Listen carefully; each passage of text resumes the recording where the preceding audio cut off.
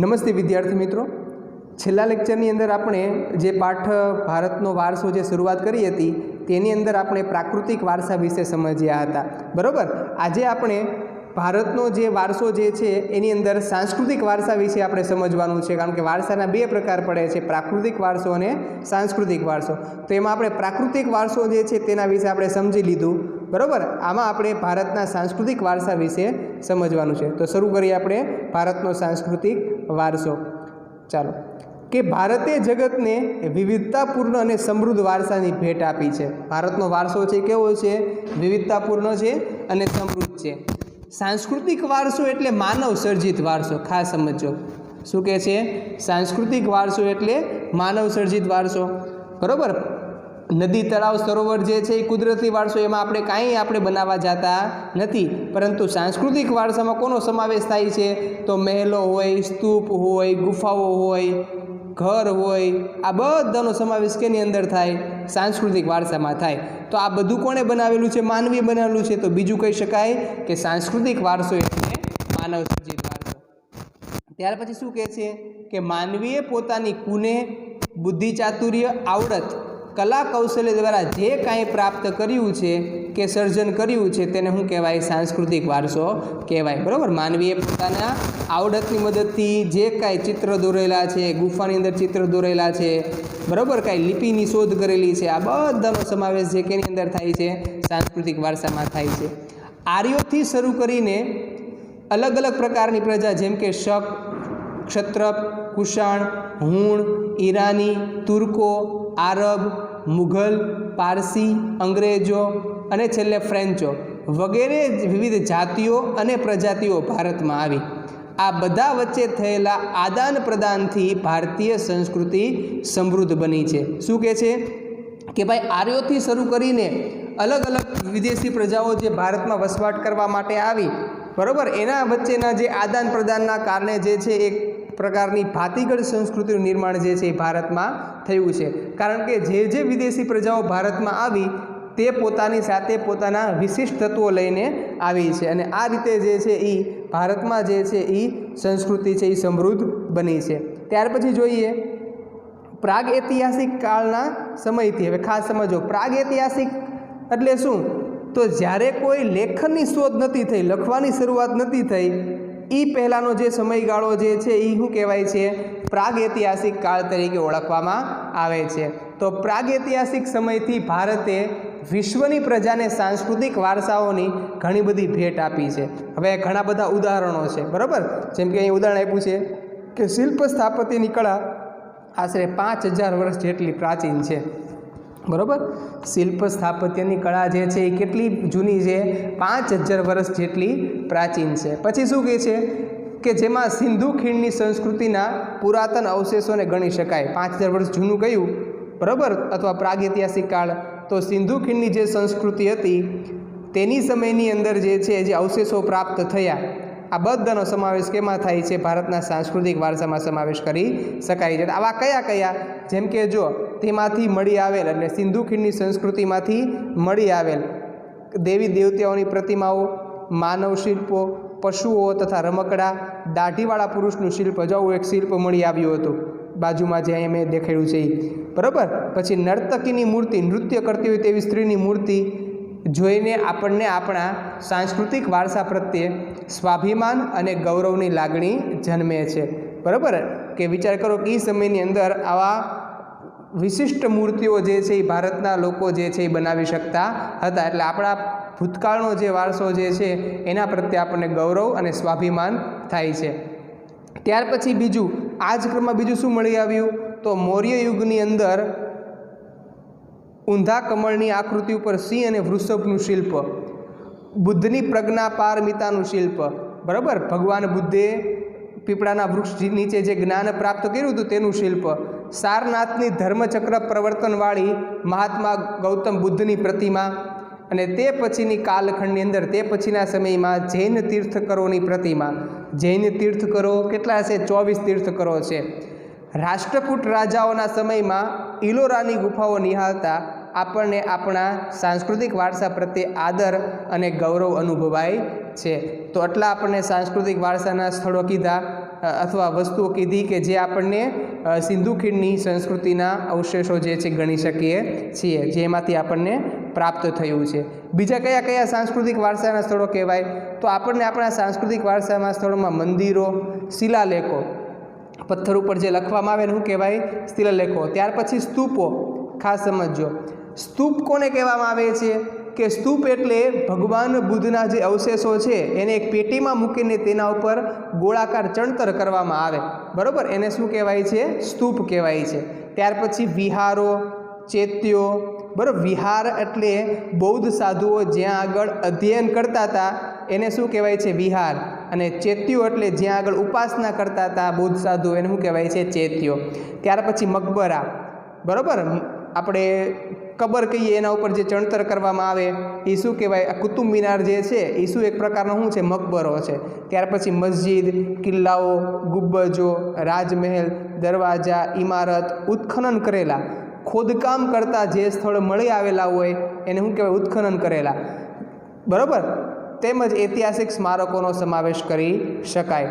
આપણા સ્વાતંત્ર્ય સંગ્રામના પણ ઐતિહાસિક સ્મારકો જેમ કે સાબરમતી આશ્રમ, પછી દાંડી, બારડોલી, વર્ધા, શાંતિનિકેતન કોલકાતામાં આવ્યું છે, દિલ્હી વગેરે પણ સાંસ્કૃતિક વારસાના સ્થળો તરીકે જે ઓળખાવી શકાય છે। ત્યાર પછી ભાષા, બરાબર, લિપિ, અંકો, શૂન્યની શોધ આર્યભટ્ટે કરી હતી પણ ભારતના હતા, ગણિત, પંચાંગ, ખગોળ, અવકાશી વિજ્ઞાન, લોખંડ, સાહિત્ય, ધર્મ, યુદ્ધશાસ્ત્ર, રથ, રાજ્યશાસ્ત્ર, પ્રાણીશાસ્ત્ર, વનસ્પતિશાસ્ત્ર, વાસ્તુશાસ્ત્ર, અલગ ધર્મો, ગણતંત્ર, ન્યાયતંત્ર, વિધિ વિધાન, એટલે ગણતંત્ર એટલે આપણું રાજનીતિશાસ્ત્ર, પછી વિધિ વિધાન, પર્યાવરણ સુરક્ષા આદિ ઘણા મહત્ત્વની શોધો પણ જે છે એ ભારતની ગણી શકાય છે, બરાબર। રાજ્યશાસ્ત્રમાં રાજનીતિશાસ્ત્ર આવશે। તો આવી રીતે જે છે આ મહત્ત્વની શોધો છે ક્યાં આગળ થયેલી છે? ભારતમાં થયેલી છે। ચાલો, બરાબર, તો આપણે આ કયો વારસો જોયા? ભારતનો સાંસ્કૃતિક વારસા વિશે સમજ્યા। હવે આવે છે મોસ્ટ ટાઈમી પ્રશ્ન, ગુજરાતનો સાંસ્કૃતિક વારસાના સ્થળો, બરાબર। આ પ્રશ્ન છે મોસ્ટ ટાઈમી છે અને બોર્ડમાં વારંવાર પૂછાયેલો છે એટલે વ્યવસ્થિત ધ્યાન આપજો। આમાંથી MCQ, ખાલી જગ્યા, ખરા ખોટા એ પણ નીકળી શકે। સાંસ્કૃતિક, પૌરાણિક અને પુરાતત્વીય મહત્ત્વ ધરાવતા સ્થળોમાં લોથલ, શું કહે છે? સાંસ્કૃતિક, પૌરાણિક એટલે જૂનવાણી, પુરાતત્વીય એટલે ખોદકામ કરતા સ્થળોમાં કયું છે? લોથલ, ધોળકા તાલુકો, અમદાવાદ જિલ્લો। તમે ભાવનગરથી અમદાવાદ જાઓ તો વચ્ચે આવે। રંગપુર, લીંબડી તાલુકો અને સુરેન્દ્રનગર જિલ્લો। ધોળાવીરા, કચ્છ જિલ્લો। રોજડી અને શ્રીનાથગઢ, ક્યાં એવું? રાજકોટ જિલ્લો વગેરે છે। આ કેવા સ્થળ છે? પુરાતત્વીય સ્થળ છે, બરાબર, કે ત્યાંથી ખોદકામ કરતાં અલગ અલગ પ્રકારની ચીજવસ્તુઓ છે મળી આવેલી છે। તો કયા કયા કીધા? લોથલ, ક્યાં આગળ આવ્યું છે? ધોળકા તાલુકામાં। પછી કેની વાત કરે છે? રંગપુર, એ ક્યાં આવ્યું? લીંબડી તાલુકો અને સુરેન્દ્રનગર જિલ્લો। ધોળાવીરા, કચ્છ જિલ્લો। રોજડી અને શ્રીનાથગઢ, રાજકોટ જિલ્લો, બરાબર। ત્યાર પછી વડનગરનું કીર્તિ તોરણ, જૂનાગઢમાં આવેલા સમ્રાટ અશોકનો શિલાલેખ, મહેસાણામાં આવેલું મોઢેરાનું સૂર્ય મંદિર, ચાંપાનેરનો દરવાજો, સિદ્ધપુરનો રુદ્ર મહાલય, વિરમગામનું મુનસર તળાવ, બધું ખાસ યાદ રાખવાનું છો, MCQમાં તમને પૂછાશે। વિરમગામનું શું કીધું? મુનસર તળાવ। પછી અમદાવાદમાં આવેલી જામા મસ્જિદ, બીજું કયું કયું અમદાવાદમાં આવેલું છે? ઝૂલતા મિનારા, સીદી સૈયદની જાળી, હઠ્ઠીસીના દેહરા, પાટણનું સહસ્ત્રિંગ તળાવ, બરાબર। મુનસર તળાવ ક્યાં પૂછાય? તો વિરમગામમાં। સહસ્ત્રિંગ તળાવ તો પાટણમાં। વડોદરાનો રાજમહેલ, લક્ષ્મી વિલાસ પેલેસ। જૂનાગઢમાં મોહબ્બત ખાનનો મકબરો, નવસારીની પારસીની અગિયારી વગેરે ઐતિહાસિક મહત્ત્વ ધરાવતા જોવાલાયક સ્થળો છે। તો પહેલાં કયા સ્થળો આવ્યા? પુરાતત્વીય સ્થળ આવ્યા। પછી કયા સ્થળ આવ્યા? ઐતિહાસિક સ્થળ આવ્યા। આ મુદ્દા પાડીને સમજો તો પણ યાદ રહી જાય, બરાબર। પહેલાં કયા સ્થળો આવ્યા? પુરાતત્વીય, અને પછી ઐતિહાસિક। ઐતિહાસિક સ્થળો ફરી વખત વડનગરનું કયું ઓળખાય છે? કીર્તિ તોરણ, બરાબર, વડનગરનું કીર્તિ તોરણ। જૂનાગઢમાં આવેલો સમ્રાટ અશોકનો શિલાલેખ, મોઢેરાનું સૂર્ય મંદિર, મોઢેરા ક્યાં આગળ આવ્યું? મહેસાણા જિલ્લામાં. ચાંપાનેરનો દરવાજો, સિદ્ધપુરનો રુદ્ર મહારય, વિરમગામનું મુનસર તળાવ, પછી અમદાવાદનું જામા મસ્જિદ, પછી અમદાવાદના બીજા કયા કયા સ્થળ? ઝૂલતા મિનારા, સીદી સૈયદની જાળી, હઠ્ઠીસીના દેરા, પાટણનું સહસ્ત્રિંગ તળાવ, વડોદરાનો રાજમહેલ, જૂનાગઢમાં આવે નવું સ્થળ બદલાણું, જૂનાગઢમાં આવેલો મોહબ્બત ખાનનો મકબરો, પછી નવસારીની પારસીની અગિયારીનું ધાર્મિક સ્થાન વગેરે ઐતિહાસિક મહત્ત્વ ધરાવતા સ્થળો છે. હવે આપણે કયા સ્થળ જોવાના છે? ધાર્મિક મહત્ત્વ ધરાવતા. ધાર્મિક મહત્ત્વ ધરાવતા સ્થળોમાં દ્વારકાનું દ્વારકાધીશનું મંદિર, પછી જગતગુરુ શંકરાચાર્યનો શારદા પીઠ, એ પણ ક્યાં આવ્યું? દ્વારકામાં જ તે. 12 જ્યોતિર્લિંગો પૈકીનું સોમનાથ મંદિર, પછી ઉત્તર ગુજરાતમાં અંબાજી બનાસકાંઠા જિલ્લો, બહુચરાજી મંદિર મહેસાણા જિલ્લો, બરાબર. ત્યાર પછી મહાકાળી માતાજીનું મંદિર પાવાગઢ પંચમહાલ, મીરા દાતાર ઉનાવા, અહીંયા મહેસાણા લેખું ખરેખર ઊંઝા આવે.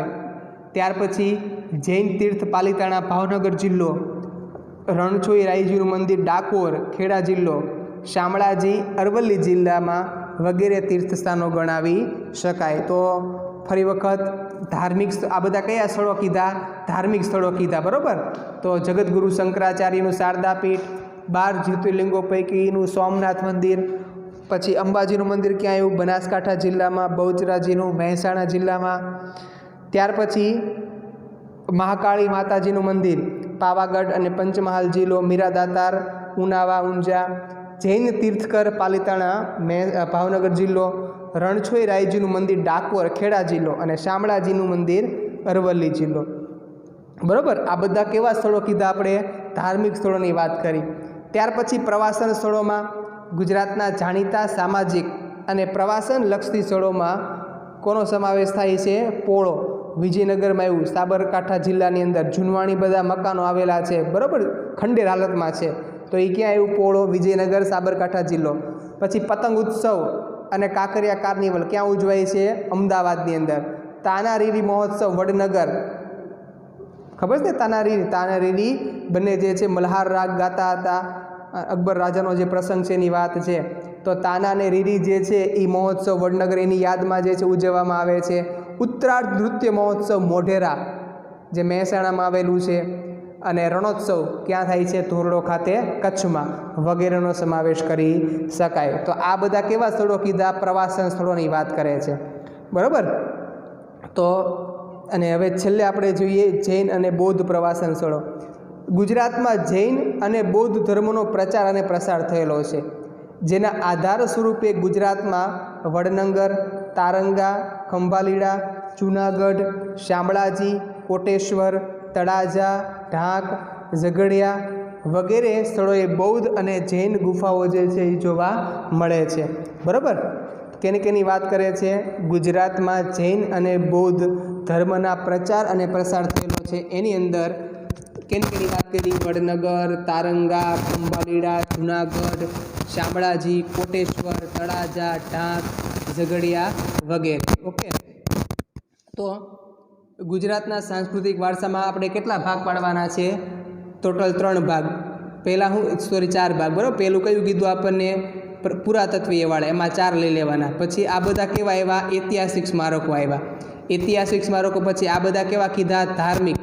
પછી આ પ્રવાસન, ને છેલ્લે જે છે એ જૈન અને બૌદ્ધ પ્રવાસન સ્થળો આવ્યા. તો આ પ્રશ્ન જે છે એ મોસ્ટ એમપી છે. કયો? ગુજરાતનો જે સાંસ્કૃતિક વારસો છે તે, બરાબર. ત્યાર પછી આપણે જે સમજવાનું છે એ ગુજરાતના મેળાઓ. આ ગુજરાતના મેળાઓ જે છે એ તમને એમસીક્યુમાં ને ખાલી જગ્યામાં એમાં પૂછાય. આ તિથિ તમારે થાય તો કરવાની બેસ્ટ, બાકી આ તમારે ખાસ યાદ રાખવાનું છે જે તમને પૂછાશે. એટલે ખાસ આ જોડકામાં જે છે આવા પ્રશ્ન વધુ પૂછાય, બરાબર. તો ધ્યાન આપજો. ગુજરાતના મેળાઓ, એમાં મોઢેરાનો મેળો જે છે એ મોઢેરા, જિલ્લો કયો? મહેસાણા, અને મેળાની તિથિ કઈ છે? શ્રાવણ વદ અમાસ. પછી બહુચરાજીનો મેળો, બહુચરાજી મહેસાણા, ક્યારે? ચૈત્ર સુદ પૂનમ. પહેલાં કયો કીધો? મોઢેરાનો મેળો, મોઢેરા, જિલ્લો કયો? મહેસાણા. પછી બહુચરાજીનો મેળો, બહુચરાજી મહેસાણા. ત્રીજું શામળાજીનો કાળિયા ઠાકોરનો મેળો, નામ ઉપરથી જ છે શામળાજી, અરવલ્લી, બરાબર. ભાદરવી પૂનમનો મેળો અંબાજી બનાસકાંઠા, ભવનાથનો મેળો ગિરનાર જુનાગઢ, બરાબર. આપણે પહેલાં 5 યાદ રાખી લઈએ. મોઢેરાનો મેળો મોઢેરા મહેસાણા, બહુચરાજીનો મેળો બહુચરાજી મહેસાણા, પછી શામળાજીનો કાળિયા ઠાકોરનો મેળો શામળાજી અરવલ્લી નામ પરથી, ભાદરવી પૂનમનો મેળો અંબાજી બનાસકાંઠા, ભવનાથનો મેળો ગિરનાર જુનાગઢ. ત્યાર પછી તરણેતરનો મેળો તરણેતર સુરેન્દ્રનગર, બરાબર. તરણેતરનો મેળો તરણેતર સુરેન્દ્રનગર. ભડિયાદનો મેળો ભડિયાદ અમદાવાદ. નકળંગનો મેળો કોળિયાક, સ્થળ કયું કોળિયાક ભાવનગર. માધવપુરનો મેળો માધવપુર પોરબંદર. મોસ્ટ એમપી વૌઠાનો મેળો ધોળકા અમદાવાદ. પછી 5થી આપણે ફરી વખત રિવિઝન કરીએ. તરણેતરનો મેળો તરણેતર સુરેન્દ્રનગર, બરાબર. ભડિયાદનો મેળો ભડિયાદ અમદાવાદ. નકળંગનો મેળો કોળિયાક ભાવનગર. માધવપુરનો મેળો માધવપુર પોરબંદર. વૌઠાનો મેળો ધોળકા અમદાવાદ. ત્યાર પછી મીરાદાતારનો મેળો ઉનાવા ઊંઝા મહેસાણા. પછી ડાંગ દરબારનો મેળો આહવા ડાંગ. ગોળ ગધેડાનો મેળો, ગધેડાની શું થતી હોય લેવેદ થતી હોય, બરાબર. તો ગોળ ગધેડાનો મેળો ગરબાડા દાહોદ. કાર્તિકી પૂર્ણિમાનો મેળો સોમનાથની અંદર ભરાય, એટલે જિલ્લો કયો ગીર સોમનાથ. અને છેલ્લો 15મો ભાંગુરિયાનો મેળો ક્વાંટ છોટાઉદેપુર. તો 10થી પછી આપણે યાદ રાખી લઈએ. 11મું મીરાદાતારનો મેળો ઉનાવા મહેસાણા. ડાંગ દરબારનો મેળો આહવા ડાંગ. ગોળ ગધેડાનો મેળો ગરબાડા દાહોદ. કાર્તિકી પૂર્ણિમાનો મેળો સોમનાથ ગીર. અને 15મું ભાંગુરિયાનો મેળો ક્વાટ છોટાઉદેપુર, બરાબર. આ 15 મેળા તમારે યાદ રાખવાના છે. હવે આપણે તિથિ જોઈ લઈએ, બરાબર. યાદ રહે તો બેસ્ટ કહેવાય. મોઢેરાનો મેળો શ્રાવણ વદ અમાસ. બહુચરાજીનો મેળો ચૈત્ર સુદ પૂનમ.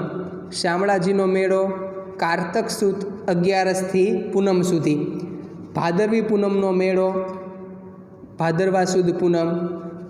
પછી ભવનાથનો મેળો મહાવદ 9થી 12. તરણેતરનો મેળો તરણેતર કારતક સુદ 4થી 6 સુધી. ભડિયાદનો મેળો ભડિયાદ રજમ માસથી, મુસલમાનનું આવે રજમ માસથી તારીખ 9, 10 અને 11.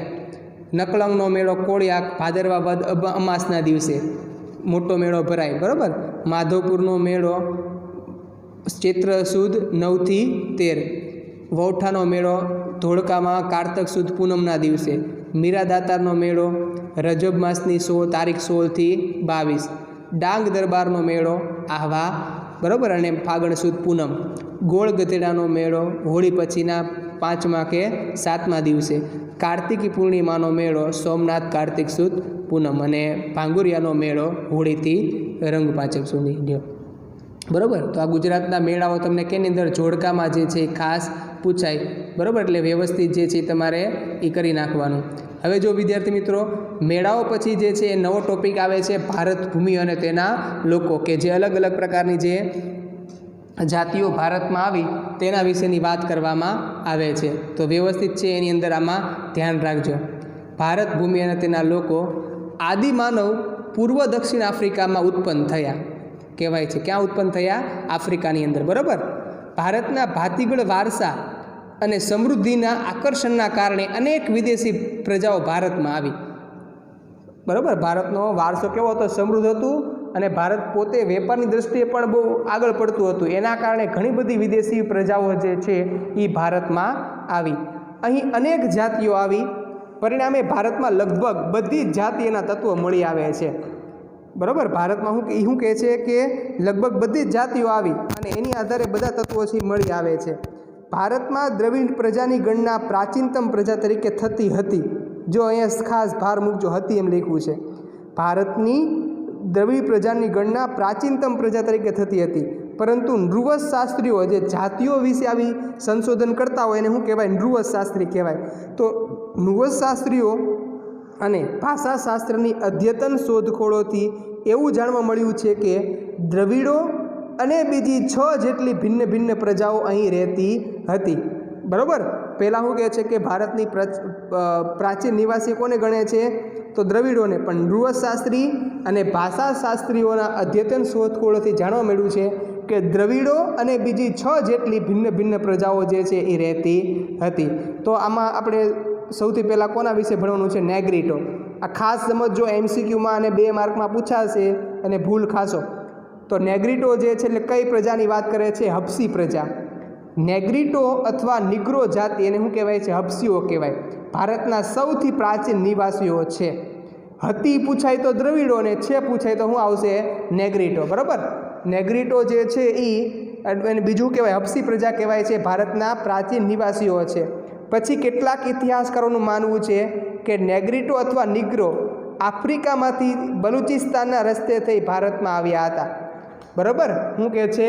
આફ્રિકામાંથી બલુચિસ્તાનના રસ્તે થઈ ભારતમાં આવ્યા હતા। હવે લક્ષણો: વર્ણે કેવા હતા? શ્યામ, 4 થી 5 ફૂટ ઊંચા અને માથે વાકડિયા વાળ। હવે તમને પ્રશ્ન એમ પૂછાશે કે 4 થી 5 ફૂટ ઊંચાઈ, માથે વાકડિયા વાળ અને રંગે શ્યામ, આવી પ્રજા કઈ હતી? તો કઈ યાદ રાખવાની છે આપણી પ્રાચીન પ્રજા? તો નેગ્રીટો છે। બરાબર, માથે કેવા હતા? વાકડિયા વાળ, 4 થી 5 ફૂટ ઊંચા અને વર્ણે શ્યામ। ફરી વખત સમજી લઈએ નેગ્રીટોની અંદર નેગ્રીટો અથવા નિગ્રો જાતિ હબસીઓ ભારતના સૌથી પ્રાચીન નિવાસીઓ છે। કેટલાક ઇતિહાસકારોનું માનવું છે કે નેગ્રીટો અથવા નિગ્રો આફ્રિકામાંથી ક્યાં આગળ આવ્યા હતા? બલુચિસ્તાનના રસ્તે થઈ ભારતમાં આવેલા હતા। તેઓ વર્ણે કેવા હતા? શ્યામ, પછી શું કહે છે? 4 થી 5 ફૂટ ઊંચા અને માથે વાકડિયા વાળ ધરાવતા હતા। બરાબર, એટલે આ ખાસ યાદ રાખવાનું છે। ત્યાર પછી આપણે જોઈએ ઓસ્ટ્રેલોઇડ। નેગ્રીટોને હબસી પ્રજા કહેવાય અને ઓસ્ટ્રેલોઇડ જે છે એની કઈ પ્રજા કહેવાય છે? નિષાદ। તો ચાલો એને સમજી લઈએ। આ પ્રજા અગ્નિ એશિયામાંથી આવેલી હતી। બરાબર, હવે ઉદાહરણ તરીકે આપણે એશિયા તરીકે સમજીએ તો આ જે છે ખૂણો કયો કહેવાય? વાયવ્ય। બરાબર, આ ખૂણો જે છે એ ઈશાન, પછી આ ખૂણો જે છે અગ્નિ અને આ ખૂણો કયો કહેવાય? નૈઋત્ય। એટલે એશિયા તરીકે આપણે આ વિચારીએ તો આ ખૂણો જે છે વાયવ્ય, પછી ઈશાન, આ અગ્નિ ખૂણો અને આ નૈઋત્ય। તો આ ઓસ્ટ્રેલોઇડ જે છે એ કયા ખૂણામાંથી આવ્યા હતા? તો અગ્નિ એશિયામાંથી આવેલી પ્રજા હતી। હવે આના લક્ષણો કેવા છે? તેઓનો રંગ શ્યામ, લાંબુ અને પહોળું માથું, ટૂંકું કદ, ચપટું નાક। જો ખાસ સમજવાનું, ઓલામાં એક લક્ષણ તમે યાદ રાખો, માથે વાકડિયા વાળ આવે એટલે કઈ પ્રજા આવશે? નેગ્રીટો। ઓસ્ટ્રેલોઇડમાં શું યાદ રાખવાનું? ચપટું નાક આવે એટલે કોણ આવશે? ઓસ્ટ્રેલોઇડ। તેમની શારીરિક વિશેષતા હતી। હવે કોણ કહેતું હતું એને? તો ભારતમાં જે છે આવેલા આર્યો તે નિષાદ કહેતા હતા। ઓસ્ટ્રેલોઇડને નિષાદ કોણે કીધું હતું? તો ભારતમાં જે આર્યો આવ્યા, બરાબર, આર્યો તેને શું કહેતા હતા? નિષાદ કહેતા હતા। ભીલી પ્રજા માટે નિષાદ શબ્દ પ્રયોજવામાં આવતો હતો। આદિવાસી જાતિમાં જે ભીલી પ્રજા જે છે એના માટે કયો શબ્દ પ્રયોજવામાં આવતો હતો? તો નિષાદ। ભારતની અંદર કોલ અને મુંડા જાતિ, પછી અસમની ખાસી પ્રજા, નિકોબાર અને બ્રહ્મદેશ એટલે હાલનું શું કહેવાય? મ્યાનમાર, એની જાતિઓમાં આ પ્રજાના એટલે કઈ પ્રજાના? ઓસ્ટ્રેલોઇડ પ્રજાના લક્ષણો જોવા મળે છે। ખાસ હજી યાદ રાખજો, ભારતની સંસ્કૃતિ અને સભ્યતાના વિકાસમાં આ પ્રજાનો ફાળો વિશિષ્ટ છે। ભારતની સંસ્કૃતિ અને સભ્યતામાં તેઓ માટીના વાસણો બનાવવા, ખેતી કરવી, સુતરાઉ કાપડનું વણાટકામ કરવું વગેરે જેવી કેટલાક કૌશલ્ય માટે તેઓ જાણીતા હતા। તેઓ પોતાની ધાર્મિક માન્યતાઓ પણ ધરાવતા હતા। ચાલો, બરાબર, ફરી વખત સમજી લઈએ ઓસ્ટ્રેલોઇડ કે ભાઈ આ પ્રજા અગ્નિ એશિયામાંથી આવેલી હતી। તેઓ રંગે શ્યામ, લાંબુ અને પહોળું માથું, ટૂંકું કદ, ચપટું નાક, આ એની શારીરિક વિશેષતા હતી। કોણ એને નિષાદ કહેતા હતા? તો ભારતમાં આવેલા આર્યો તેને નિષાદ કહેતા હતા। કઈ પ્રજા માટે? તો ભીલી પ્રજા માટે નિષાદ શબ્દ પ્રયોજવામાં આવતો હતો। ભારતની કઈ કઈ જાતિની વાત કરે છે? ભારતની કોલ અને મુંડા જાતિ, અસમની ખાસી પ્રજા, નિકોબાર અને બ્રહ્મદેશ એટલે હાલનું શું કહેવાય? મ્યાનમાર જાતિઓમાં આ પ્રજાના લક્ષણો જોવા મળે છે। ભારતની સંસ્કૃતિ અને સભ્યતાના વિકાસમાં આ પ્રજાનો ફાળો વિશિષ્ટ છે। ભારતની સંસ્કૃતિ અને સભ્યતાના વિકાસમાં તેઓ માટીના વાસણો બનાવવા, ખેતી કરવી, સુતરાઉ કાપડનું વણાટકામ કરવું વગેરે જેવા કેટલાક કૌશલ્ય માટે જાણીતા હતા। તેઓ પોતાની ધાર્મિક માન્યતાઓ પણ ધરાવતા હતા, બરાબર. તો એ શું કરતા? માટીના વાસણો બનાવતા હતા, ખેતી કરવી, સુતરાઉ કાપડનું વણાટકામ કરવું, આ બધું પણ એના કૌશલ્ય માટે જાણીતા હતા. તો 2 માર્કમાં આ પ્રશ્નો તમને પૂછાઈ શકે, બરાબર. તો વિદ્યાર્થી મિત્રો, આજે આપણે સૌથી પહેલાં ભારતનો સાંસ્કૃતિક વારસો તેના વિશે સમજ્યા. ત્યાર પછી ગુજરાતનો સાંસ્કૃતિક વારસો, આ મોસ્ટ એમપી. ત્યાર પછી ગુજરાતના મેળાઓ, આમાં તમને MCQ ખાલી જગ્યાને જોડકામાં પૂછાઈ શકે. અને છેલ્લો ટોપિક આપણે ભારત ભૂમિ અને તેના લોકો, અને આની અંદર જે છે એ આપણે અલગ અલગ 2 પ્રજા વિશે સમજ્યા છે, એક નેગ્રીટો અને ઓસ્ટ્રેલિયોટ. ત્યાર પછીની જે પ્રજા જે છે તેના વિશે આપણે હવે પછીનો જે લેક્ચર આવશે તેની અંદર આપણે સમજશું. અસ્તુ.